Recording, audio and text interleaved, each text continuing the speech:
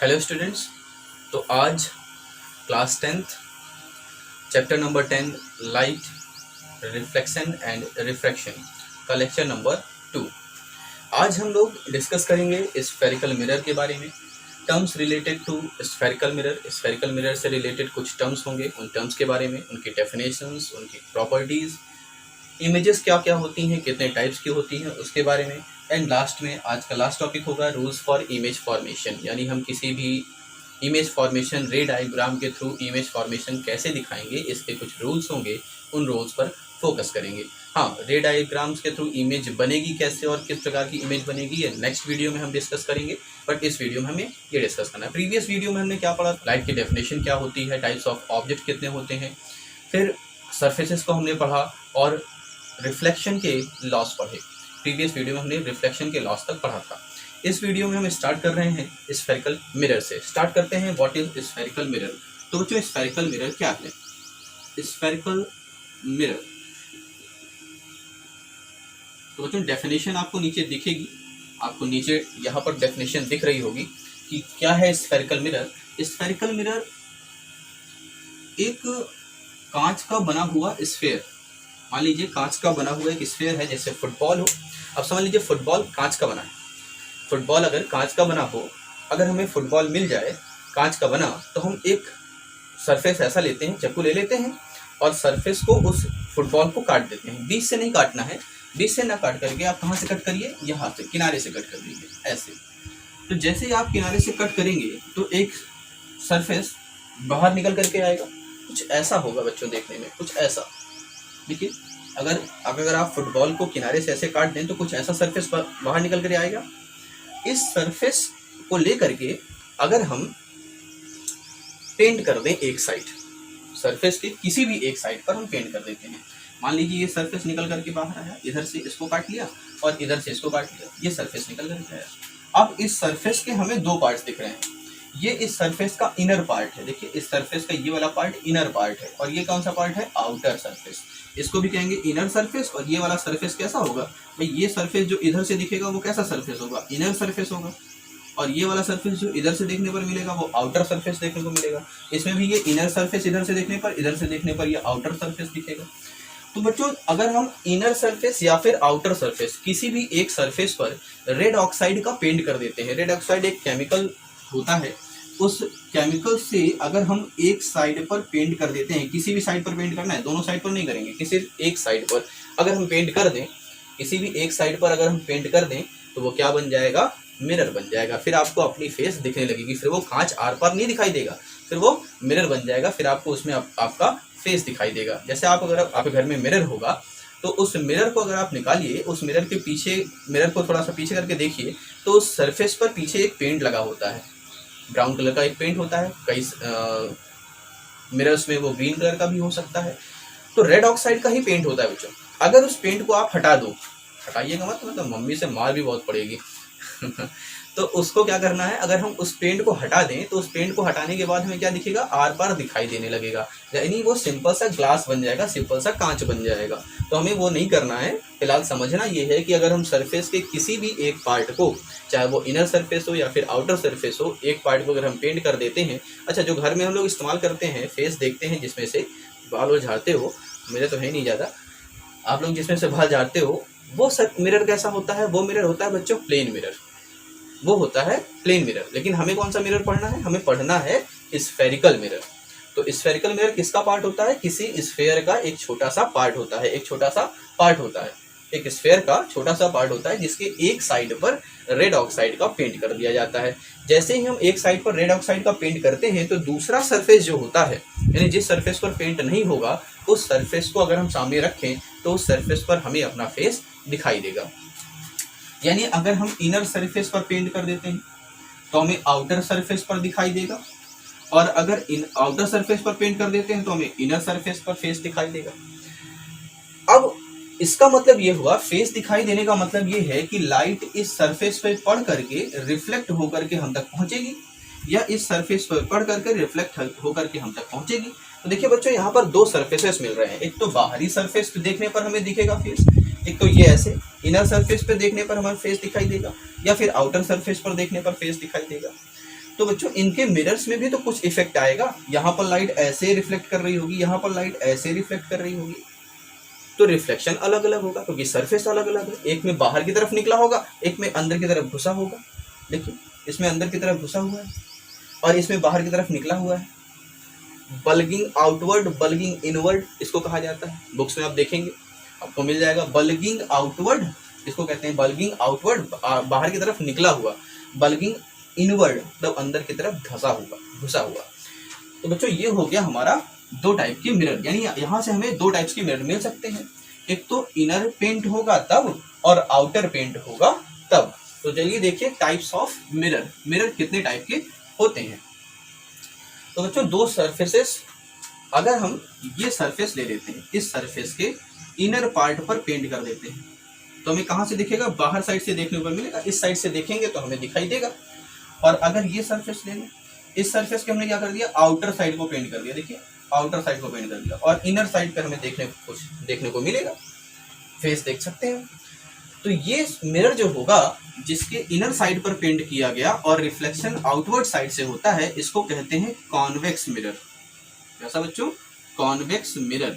और जिसके outward side पर पेंट करके इनर साइड को बना दिया जाता है रिफ्लेक्टिंग सरफेस, इसको कहते हैं कॉनकेव मिरर, कॉनकेव मिरर।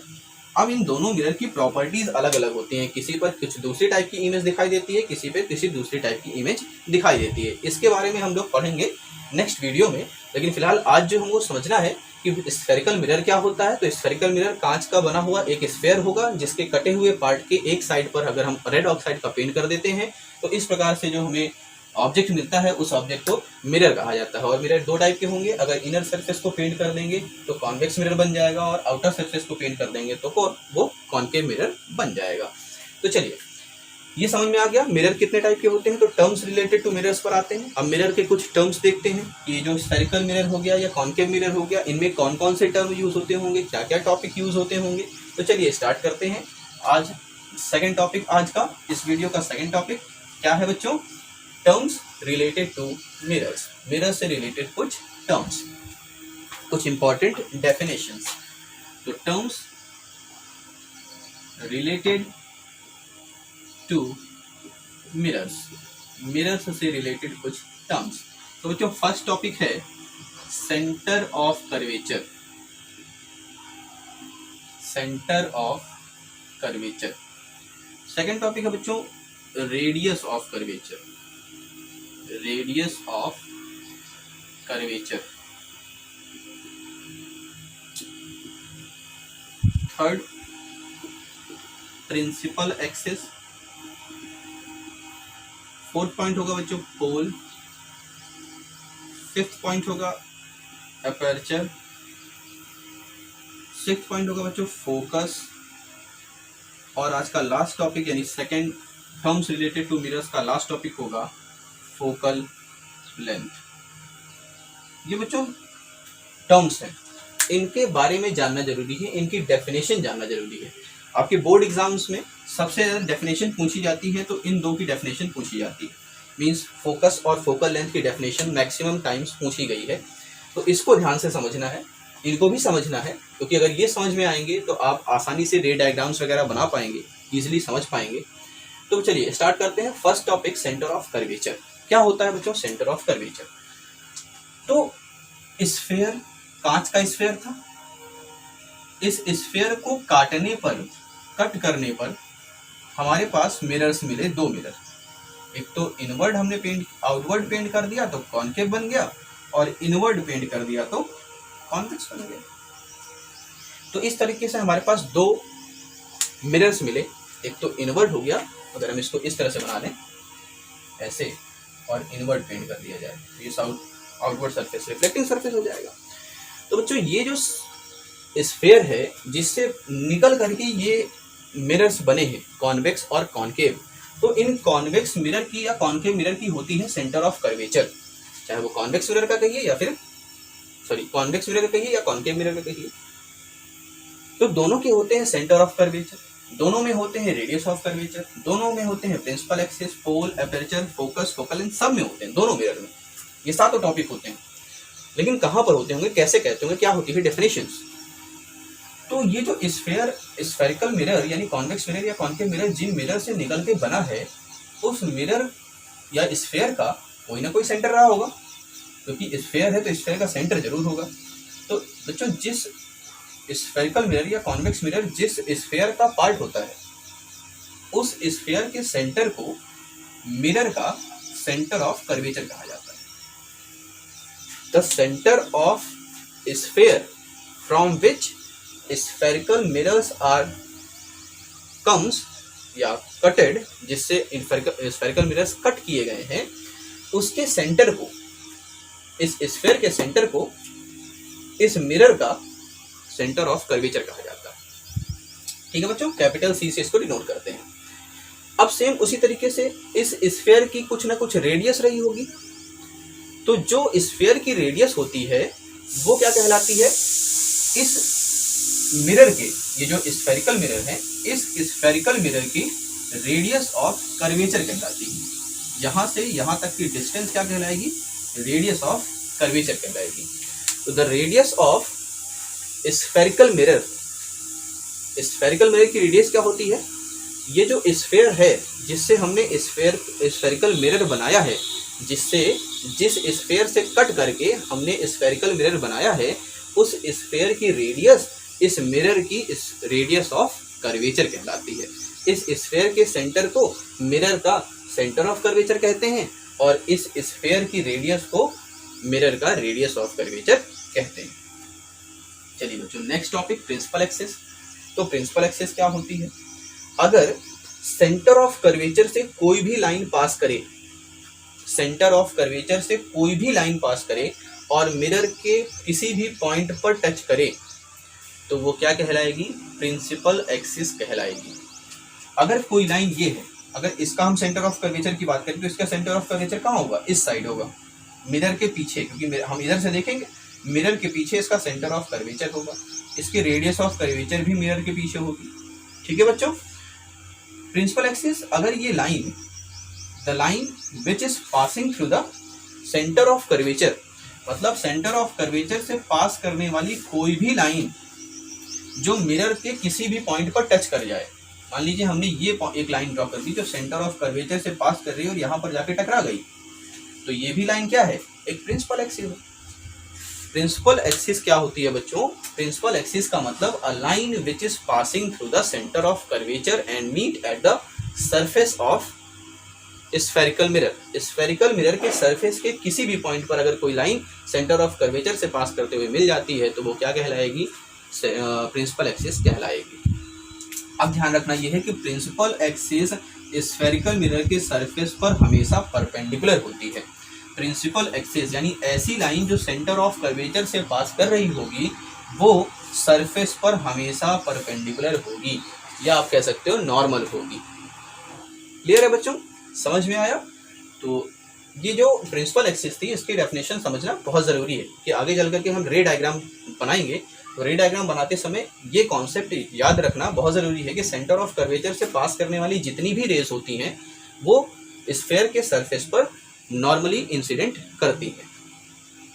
पोल देखते हैं, तो centre of curvature principal axis, ये principal axis centre of curvature से पास करेगी, जो लाइन पास करेगी वो प्रिंसिपल एक्सिस कहलाएगी। तो प्रिंसिपल एक्सिस स्फेरिकल मिरर के प्रिंसिपल एक्सिस स्फेरिकल मिरर के सरफेस के जिस पॉइंट पर इंसिडेंट करती है उस पॉइंट को पोल कहा जाता है। इस पॉइंट को क्या कहा जाएगा बच्चों, पोल कहा जाएगा, डिनोटेड बाय कैपिटल P। तो सेंटर ऑफ कर्वेचर को कैपिटल C से, रेडियस ऑफ कर्वेचर को कैपिटल R से, प्रिंसिपल एक्सिस एक लाइन होती है इसलिए इसका कोई डिनोट नहीं करते इसको, और पोल को कैपिटल P से डिनोट किया जाता है। तो बच्चों पोल क्या है, तो प्रिंसिपल एक्सिस मिरर के जिस पॉइंट पर इंसिडेंट करती है, प्रिंसिपल एक्सिस वो एक लाइन होती है जो सेंटर ऑफ कर्वेचर से पास करती है। तो सेंटर ऑफ कर्वेचर से पास करने वाली लाइन मिरर को जिस पॉइंट पर मीट करती है या मिरर को जिस पॉइंट पर इंटरसेक्ट करती है उस पॉइंट को कहा जाता है पोल। ठीक है बच्चों, नेक्स्ट आते हैं अपर्चर। अपर्चर का मतलब ये मिरर का एंड पॉइंट है, पहला पॉइंट, और ये मिरर का दूसरा एंड पॉइंट है। भाई मिरर होगा कुछ ना कुछ तो उसकी लेंथ होगी, मिरर की कुछ ना कुछ तो लेंथ होगी। तो the length of mirror is known as aperture. Mirror की जो लंबाई है, जो लेंथ है, इस लेंथ को क्या कहते हैं? अपर्चर कहते हैं। तो the distance between m and m dash is called aperture. ठीक है। फोकस, फोकस क्या है? फोकस की डेफिनेशन बहुत कॉम्प्लिकेटेड है, इसको आगे हम चल करके थोड़ा सा डिस्क्राइब करेंगे, बट अभी समझने के लिए आप ये समझिए कि फोकस क्या होती है, क्योंकि फोकस की डेफिनेशन जो आपको लिखनी है बोर्ड एग्जाम में, वो डेफिनेशन ये नहीं है जो मैं समझा रहा हूँ, ये आपके समझने के लिए है बस। इसकी डेफिनेशन आपको ये याद नहीं करनी है, इसकी डेफिनेशन क्या होती है वो हम नेक्स्ट वीडियो में डिस्कस कर लेंगे। नेक्स्ट वीडियो में हम प्रिंसिपल फोकस से लेकर के प्रिंसिपल फोकस और रे डायग्राम नेक्स्ट वीडियो में डेफिनेटली आपको बताएंगे। लेकिन फिलहाल आप फोकस ये समझिए कि फोकस क्या होता है। The mid point between centre of curvature and pole. Centre of curvature और पोल के बीच में जो मिड पॉइंट होता है, सेंटर ऑफ कर्वेचर और पोल के बीच का जो मिड पॉइंट होता है, उस मिड पॉइंट को फोकस कहते हैं। इतना समझ लीजिए। अभी इसकी एग्जैक्ट डेफिनेशन क्या है, वो डेफिनेशन हम लोग नेक्स्ट वीडियो में पढ़ेंगे। फिलहाल अभी क्या देखना है आपको कि फोकस क्या होता है। The mid point of pole and centre of curvature. Centre of curvature और पोल के मिड पॉइंट को फोकस कहा जाता है। नेक्स्ट टॉपिक है बच्चों, इसको कैपिटल एफ से डिनोट करते हैं। Focal length. फोकल लेंथ क्या है? ये जाहिर सी बात है, लेंथ से मतलब डिस्टेंस होगी। तो the distance between pole and focus, the distance between pole and focus, pole और फोकस के बीच की डिस्टेंस को फोकल लेंथ कहा जाता है। It is denoted by small F. Small F से डिनोट किया जाता है। और किसके डिस्टेंस को? पोल से किसकी? फोकस के डिस्टेंस को फोकल लेंथ कहा जाता है। The distance between pole and focus is called focal length. अब आपको देखने को मिल रहा होगा कि सेंटर ऑफ कर्वेचर से पोल तक की डिस्टेंस को तो रेडियस ऑफ कर्वेचर कहते हैं, और एफ क्या है? इस पोल से सेंटर ऑफ कर्वेचर का मिड पॉइंट है। इसका मतलब ये जो डिस्टेंस होगी वो इस डिस्टेंस की आधी होगी। इसका मतलब आप कह सकते हो कि F is equals to R by 2 या फिर are is equals to 2f। तो बच्चों ये रिलेशन है किसके बीच में? रेडियस ऑफ कर्वेचर और फोकल लेंथ का रिलेशनशिप। अगर आपसे कोई पूछे what is the relation between radius of curvature and focal length, तो आप क्या कहोगे? r is equals to 2f। यानी जो फोकल लेंथ होती है वो रेडियस ऑफ कर्वेचर की हमेशा आधी होती है। यानी अगर आपको किसी न्यूमेरिकल प्रॉब्लम में अगर आपको रेडियस ऑफ कर्वेचर दे दिया गया है और अगर आपको फोकल लेंथ फाइंड करनी है, तो आप आसानी से उस फोकल लेंथ को फाइंड कर सकते हो by applying this formula f is equals to r by 2। Clear है बच्चों? तो ये थे हमारे 7 टॉपिक्स आज के।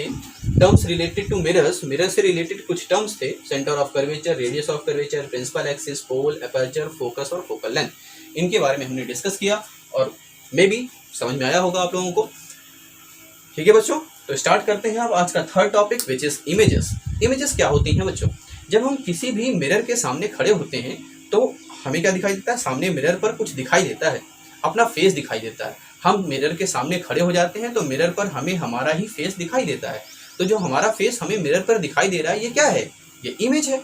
अगर आप फोटो क्लिक करते हो, कैमरे में जाकर के सामने आप खड़े हो जाते हो, क्लिक कर देते हो, फोटो पर आप जो देखते हो, कैमरे पर जो आपकी फेस दिखाई देती है, आपकी फोटो दिखाई देती है, वो क्या है? आपकी इमेज ही है। तो इमेज का मतलब क्या हो गया? अगर हम किसी भी सब्सटेंस को मिरर पर देखते हैं, रिफ्लेक्शन के बाद, यानी लाइट के रिफ्लेक्शन के बाद जो ऑब्जेक्ट की एक वर्चुअल चीज जो दिखाई देगी, उसको क्या कहेंगे? इमेज कहते हैं। अब इमेज होती है 2 टाइप की बच्चों। इमेज कौन कौन सी होगी? पहली होगी रियल और या फिर दूसरी हो सकती है वर्चुअल। अब बच्चों ये डिफरेंस क्या होता है रियल इमेज में और वर्चुअल इमेज में? तो रियल इमेज, इमेज की डेफिनेशन आपको यहाँ दिख रही होगी। इमेज क्या है वो आप समझ सकते हो, इसकी डेफिनेशन।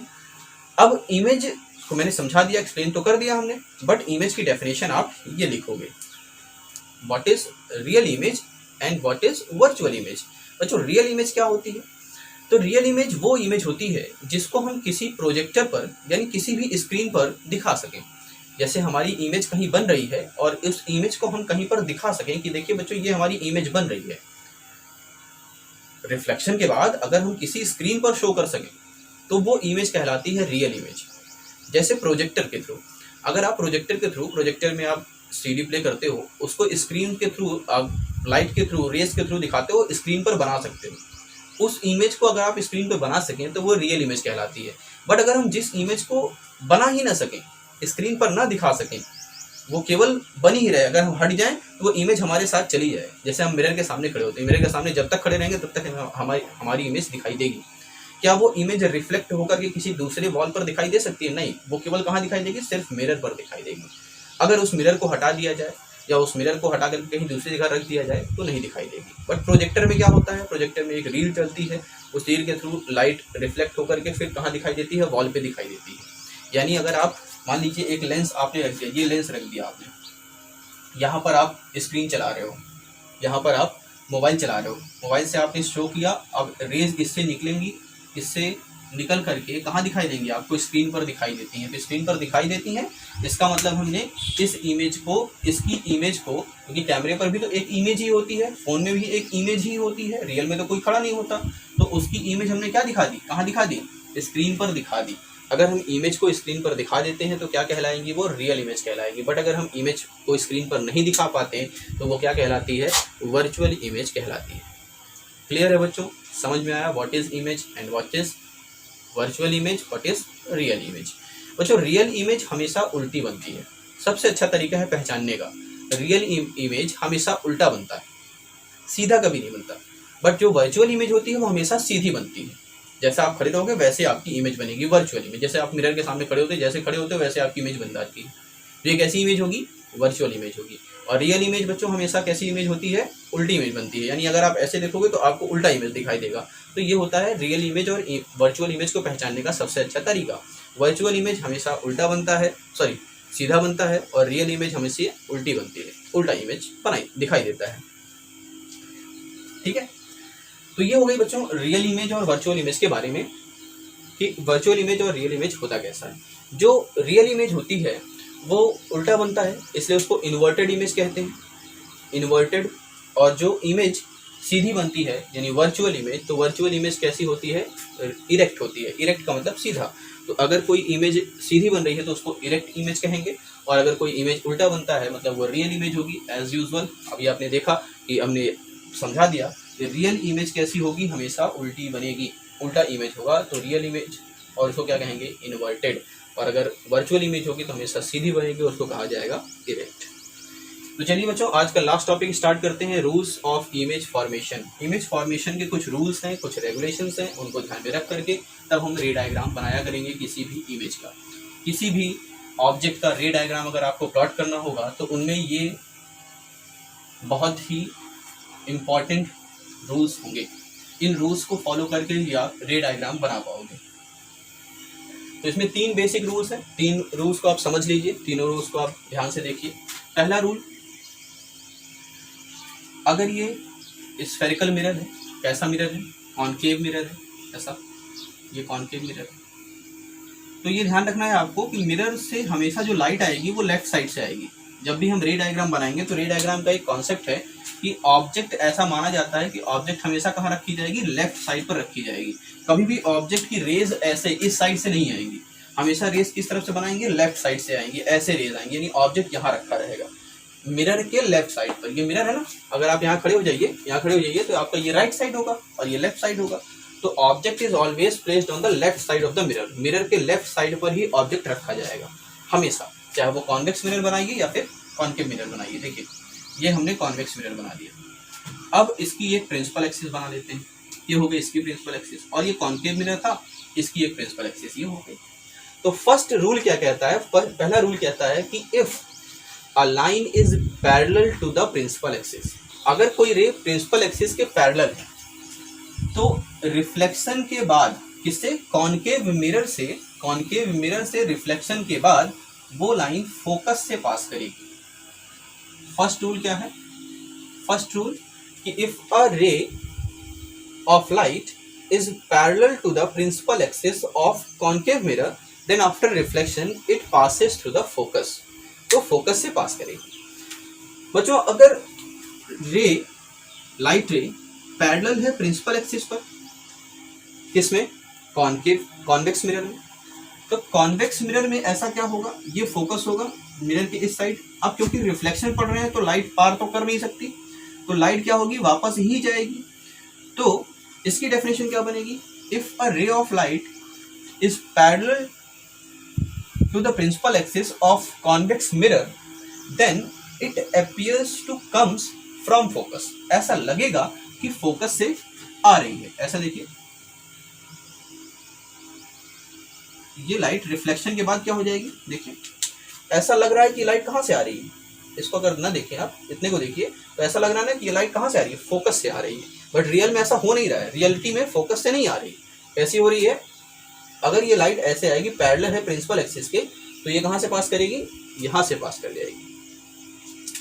ये सेंटर ऑफ कर्वेचर होगा यहाँ पर, इसका सेंटर ऑफ कर्वेचर यहाँ पर होगा। ठीक है बच्चों, तो रिफ्लेक्शन के बाद ये लाइट क्या होगी, फोकस से पास करेगी, और कॉन्वेक्स मिरर में रिफ्लेक्शन के बाद फोकस से आती हुई दिखाई देगी। ऐसा लगेगा कि ये फोकस से निकल रही है, बट रियलिटी में ऐसा होगा नहीं, फोकस से नहीं निकलेगी। ठीक है, तो ये हो गया हमारा फर्स्ट रूल। सेकेंड रूल क्या है बच्चों, सेकेंड रूल इसका जस्ट अपोजिट है। सेकेंड रूल इसका जस्ट अपोजिट है। क्या है अपोजिट, कि इफ अ लाइट रे is passing through the focus of convex mirror, sorry concave mirror, अगर कोई लाइट रे है वो कॉन्वेक्स मिरर के फोकस से पास कर रही है, इफ अ लाइट रे passing through the focus of concave mirror, concave mirror के फोकस से पास करने वाली कोई लाइन, कोई रे क्या हो जाएगी, becomes parallel to the principal axis after reflection. जैसे उसमें हो रहा था, उस टॉपिक में क्या था, अगर कोई लाइट रे पैरेलल है तो रिफ्लेक्शन के बाद फोकस से पास करती है। बट सेकेंड रूल क्या कहता है, सेकेंड रूल क्या कहता है कि इफ अ लाइट रे is passing through the focus of concave mirror, अगर कॉनकेव मिरर के फोकस से पास कर रही है तो कहां से जाती हुई दिखाई देगी, पैरेलल हो जाएगी आफ्टर रिफ्लेक्शन। अब कॉन्वेक्स मिरर में क्या ऐसा होगा, तो कॉन्वेक्स मिरर की कहानी कुछ ऐसे बनेगी कि इफ अ लाइट रे इज appears to come, ऐसा लग रहा है ना कि ये कहाँ जाएगी, फोकस में जाकर मिल जाएगी।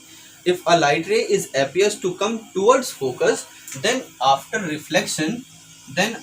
reflection it becomes parallel to the principal axis।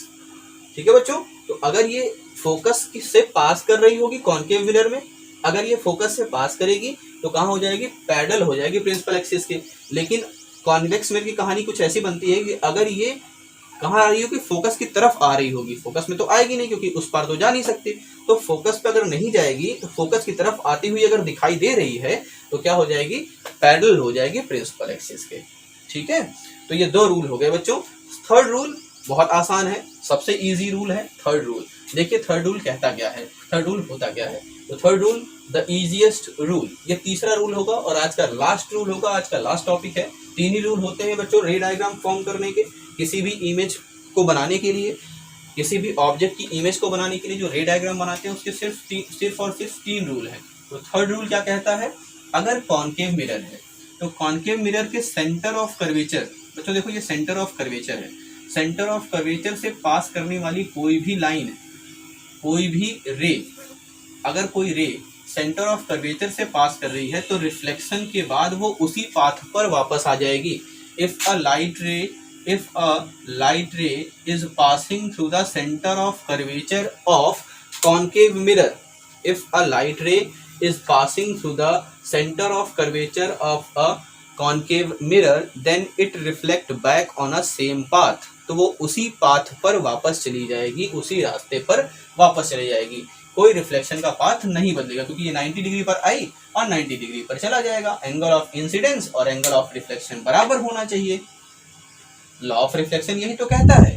Law of reflection में क्या बताया गया था कि एंगल ऑफ इंसिडेंस और एंगल ऑफ रिफ्लेक्शन दोनों बराबर होना चाहिए। तो क्योंकि इसका एंगल ऑफ इंसिडेंस 90 डिग्री है तो इसका एंगल ऑफ रिफ्लेक्शन भी 90 डिग्री होगा, इसलिए वापस उसी पाथ पर चली जाएगी। अब बात करते हैं कॉन्वेक्स मिरर की। तो अगर कोई लाइट ऐसी है, कोई लाइट रे ऐसी है, a light ray which appears to come towards centre of curvature of convex mirror, if a light ray is incident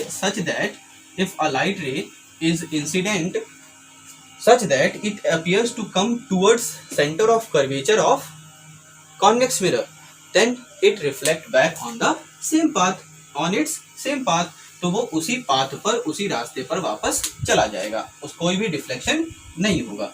क्योंकि एंगल ऑफ इंसिडेंस अभी हमने बताया कि सेंटर ऑफ कर्वेचर से जो लाइन पास करती है वो क्या होती है, परपेंडिकुलर होती है, 90 डिग्री पर होती है। तो यहाँ पर भी क्या होगा, सेंटर ऑफ कर्वेचर की तरफ आ रही है तो ये 90 डिग्री पर इंसिडेंट करेगी, यहाँ पर 90 डिग्री पर इंसिडेंट की। अब अगर 90 डिग्री पर इंसिडेंट की है तो 90 डिग्री पर रिफ्लेक्ट भी हो जाएगी। एंगल ऑफ इंसिडेंस और एंगल ऑफ रिफ्लेक्शन दोनों बराबर हो जाएगा और इस तरह से जिस पाथ से आया और उसी पाथ पर लाइट चली जाएगी। तो बच्चों ये था आज का last topic, rules of image formation by spherical mirrors. Spherical mirror से इमेज फॉर्मेशन कैसे करेंगे, उनके कुछ रूल्स होते हैं। नेक्स्ट वीडियो में हम लोग डिस्कस करेंगे कुछ बेसिक कॉन्सेप्ट्स की, कुछ जैसे मैंने बताया प्रिंसिपल फोकस, फोकस की एग्जैक्ट डेफिनेशन क्या होती है, फोकस की एग्जैक्ट डेफिनेशन पर डिस्कस करेंगे। इमेज फॉर्मेशन कैसा होगा, अगर कॉनकेव मिरर होगा तो इमेज फॉर्मेशन कैसा होगा, अगर कॉनकेव मिरर है, कॉनकेव मिरर के सामने एक ऑब्जेक्ट रख दिया जाए तो उस ऑब्जेक्ट की इमेज कैसी बनेगी, रियल बनेगी कि वर्चुअल बनेगी। इसी तरह से कॉन्वेक्स मिरर के सामने अगर कोई ऑब्जेक्ट रख दिया जाए तो उसकी इमेज कैसी बनेगी, किस प्रकार से इमेज बनेगी। इमेज बनाने का कुछ नियम कानून हमने पढ़ लिया, रूल्स पढ़ लिए। अब इस रूल को अप्लाई करेंगे और इमेज फॉर्मेशन यानी रे डायग्राम फॉर्म करेंगे। तो formation of ray diagram by spherical mirrors which is concave mirror and convex mirror, ये नेक्स्ट वीडियो में हम लोग पढ़ेंगे। आज के लिए फिलहाल आपको 4 से 5 क्वेश्चंस मैं दे रहा हूँ, उन क्वेश्चंस को आप लगाइए, सॉल्व कीजिए। नहीं आते हैं तो लाइव क्लास में इन क्वेश्चंस को डिस्कस किया जाएगा। तो बच्चों ये कुछ क्वेश्चंस हैं आपके लिए, इन क्वेश्चंस को आपको सॉल्व करना है। अगर ये क्वेश्चन समझ में नहीं आते हैं या इनके आंसर्स आपको नहीं आ पा रहे हैं तो इसके बारे में डिस्कस करिएगा, हम लोग करेंगे लाइव क्लास में और आपकी जो भी प्रॉब्लम्स रहेंगी उनको दूर करते हैं। तो आज के लिए बस इतना ही, थैंक यू।